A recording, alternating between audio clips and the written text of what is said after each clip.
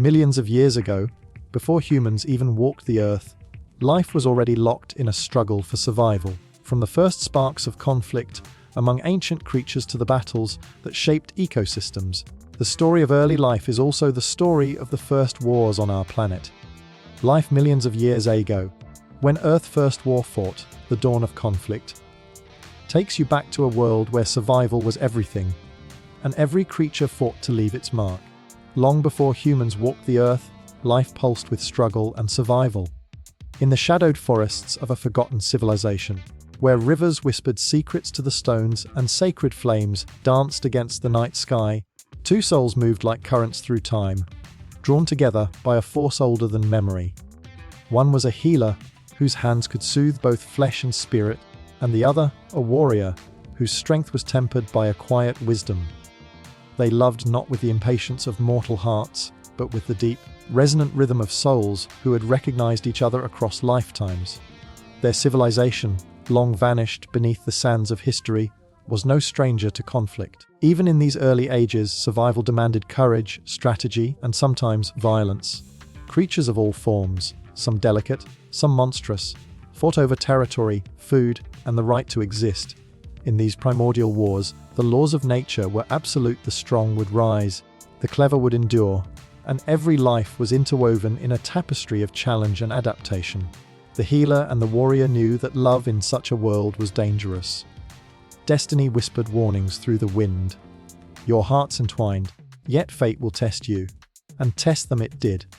As predators prowled and rival tribes skirmished under the silver gaze of the moon, the healer's touch brought solace to wounds that were both physical and spiritual, while the warrior stood sentinel, guarding not only the bodies but the hearts of those they cherished.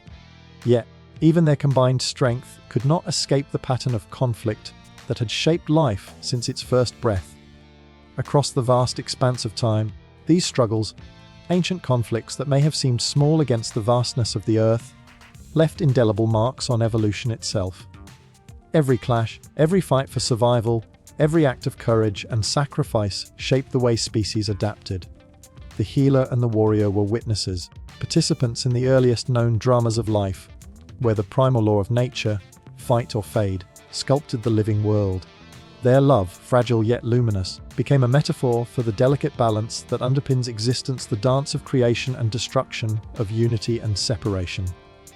Then, as if the earth itself sighed, the civilization faded, temples crumbled, sacred flames died, and the echoes of their love seemed lost to time.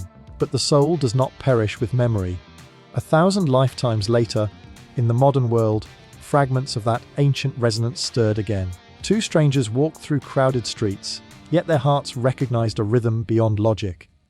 Dreams of starry nights, of soft temple echoes, of hands reaching across impossible distances, pulled them together.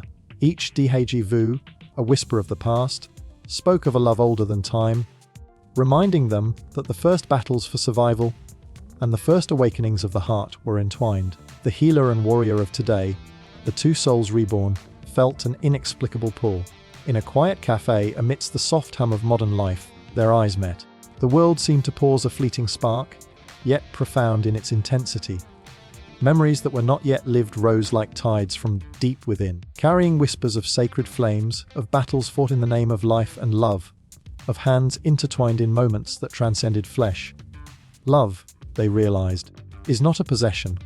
It is the remembrance of the soul, the echo of existence through corridors of time, resonating in every heartbeat, every glance, every unspoken understanding. Just as the earliest conflicts shaped life itself, the reunion of these two souls began to shape their own evolution.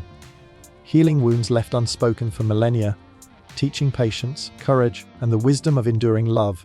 In both eras, one truth remained: survival is not only physical, it is spiritual, it is emotional. The battles that first sculpted life demanded not only strength but awareness, not only strategy but connection. And love, eternal and unyielding, is the quiet force that guides survival not merely of species but of souls. As the wind stirred through modern streets, carrying scents that mirrored the incense of lost temples, the healer and warrior of this life reached for each other, sensing in the other a reflection of battles long past, victories and losses alike.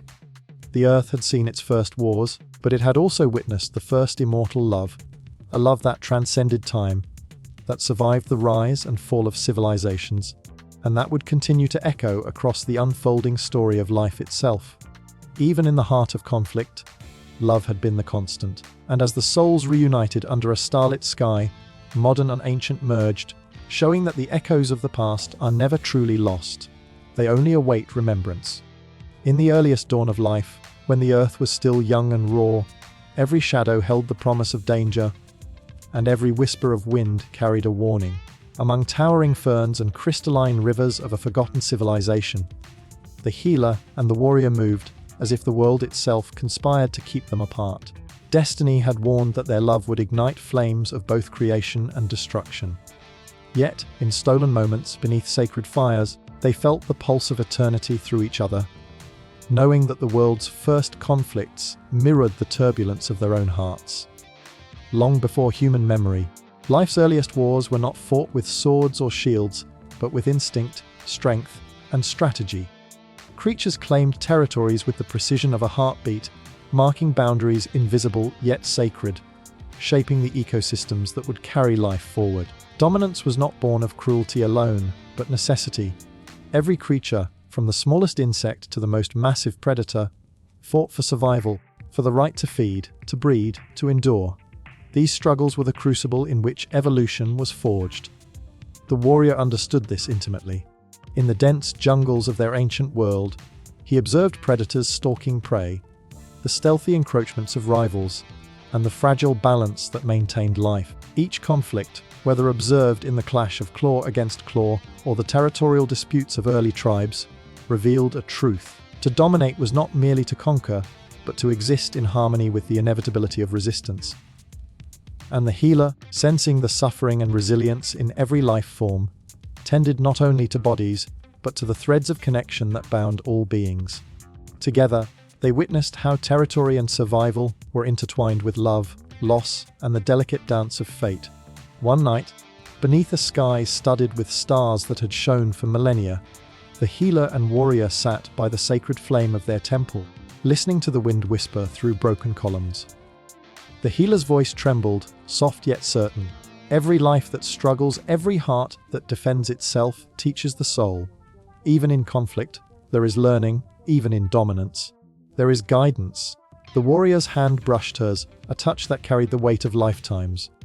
And yet, he said, we are bound by forces we cannot control. Just as the earth claims its own, destiny claims us.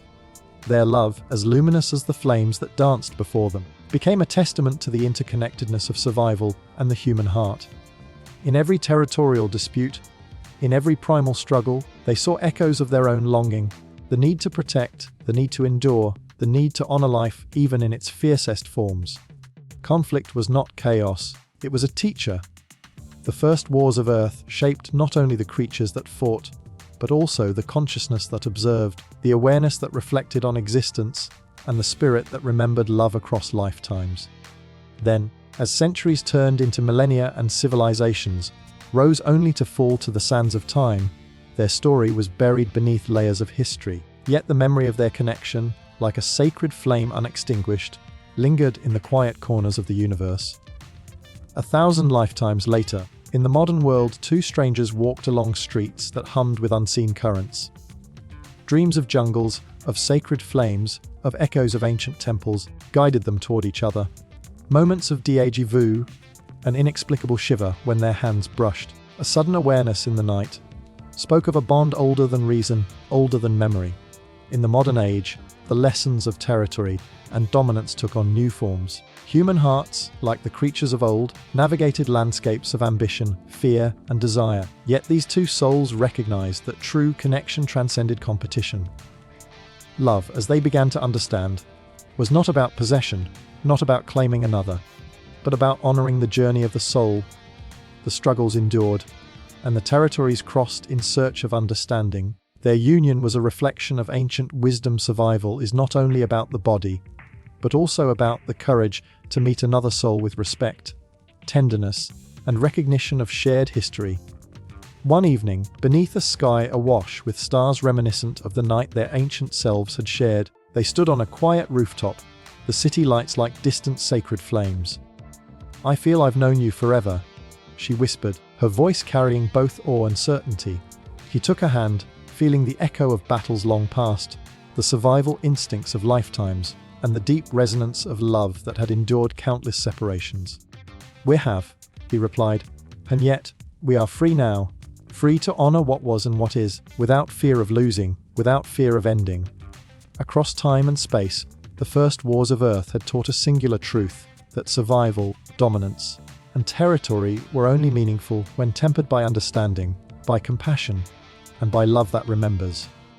And as the wind whispered through modern streets, carrying the scent of possibilities and the faint echoes of sacred flames, the healer and warrior of this life realized that their reunion was more than coincidence. It was destiny remembered, a bridge between the struggles of the past and the serenity of the soul awakened. In this timeless dance, love and conflict were not enemies but companions, shaping every heartbeat, every choice, every glance across the corridors of time. And in honoring both, they understood the profound miracle of life itself, that survival and love are entwined, and that the soul, eternal and wise, always finds its way home.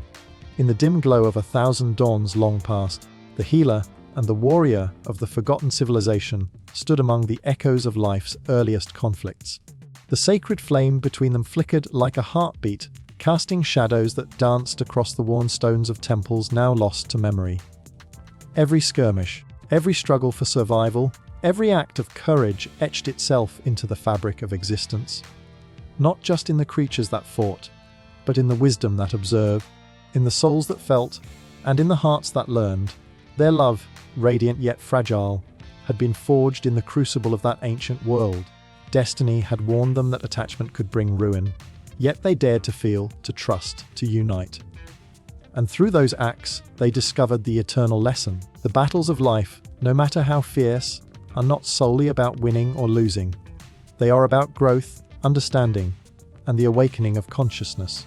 Just as nature's earliest wars shaped evolution, they shaped the soul, teaching that strength without compassion, power without awareness, leads to emptiness. 1,000 lifetimes later, in the modern world, the echoes of those teachings persisted.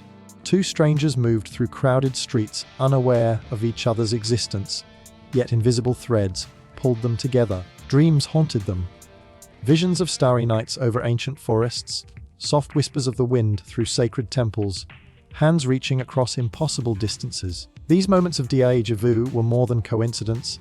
They were reminders that love, like life itself, is cyclical, eternal, and instructive. In a quiet gallery of flickering candlelight, they met for the first time in this lifetime. The air seemed to hum with recognition, as if every molecule remembered the ancient flame.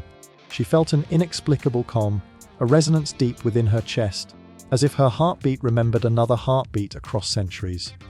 He looked into her eyes and saw not a stranger, but a reflection of countless battles fought, lessons learned, and love preserved through time. The ancient lessons of survival and dominance, now reframed, whispered to them with gentle insistence. Love is not possession, it is remembrance. True connection does not demand control or certainty. It asks for presence, awareness, and the courage to honor what has been while embracing what is.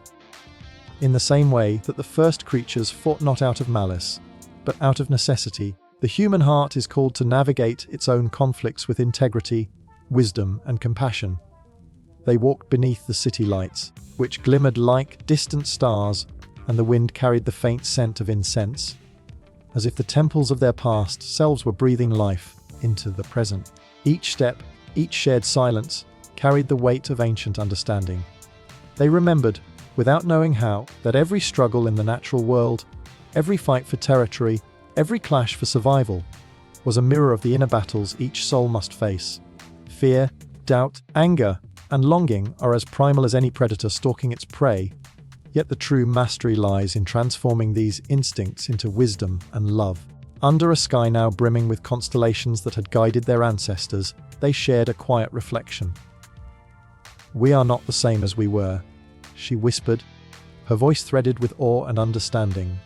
"And yet, somehow, everything feels the same." He nodded, sensing the continuity of their souls, the eternal dialogue between the past and the present. Life taught us through fire and struggle, he said. And now it teaches us through recognition, through presence, through remembering the love that has always existed. In these moments, they understood that the first wars of Earth were not merely physical conflicts, they were sacred classrooms.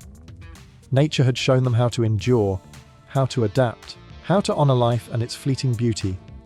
Love, too, is a battlefield and a sanctuary, a space where vulnerability meets courage, where memory meets intention, and where the soul learns the art of becoming whole.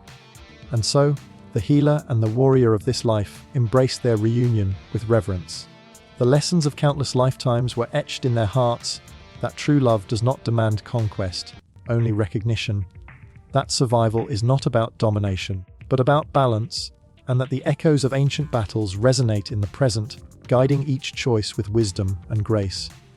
Even as modern life surged around them, the soft whispers of the wind reminded them of distant rivers, sacred flames, and starlit nights that had witnessed their first love. Every challenge they faced, every fear that arose, was a reflection of the timeless truths, that love is eternal, that the soul remembers, and that the patterns of life, from the first battles of Earth to the intimate struggles of the human heart, are woven together in a single, unbroken thread of existence. In the end, they realized that destiny had not separated them, it had prepared them. The wars of the past had taught survival. The echoes of love had guided recognition, and now, across the corridors of time, two souls reunited, carrying forward the wisdom of ancient life into the modern world, showing that the heart's deepest conflicts and its deepest connections are never lost. They only await remembrance.